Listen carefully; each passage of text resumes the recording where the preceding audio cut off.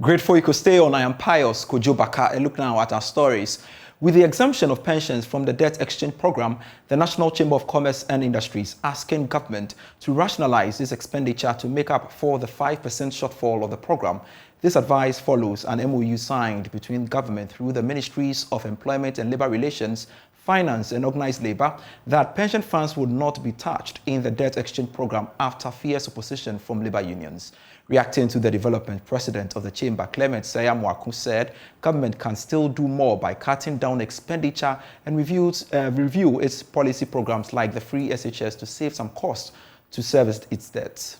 The other side that we have to look at is that the gap created. How can government finance it, since it's part of the agreement and the policies that are put in place to be able to sustain our debt and allow IMF also to look into us and do a lot of businesses.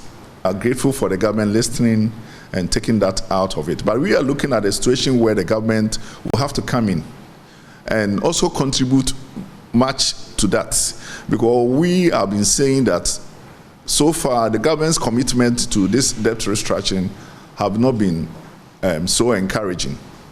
Over the years, and when we met, we have discussed that the ministerial numbers must be reduced, because the assumptions that they created to have those ministries might not be the same now, because we don't have the money to even allocate some funds to some ministries.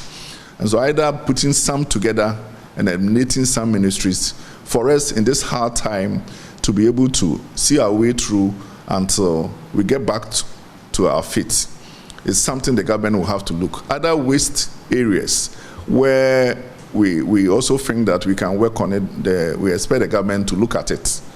One other place that we have to look at, that the free education program is very important to Ghanaians. But I want to say that if other people want to pay the fees and have the money, they should be allowed to pay. The whole thing can be modified to look at people who really need and people who can pay. I think that we can make some savings there.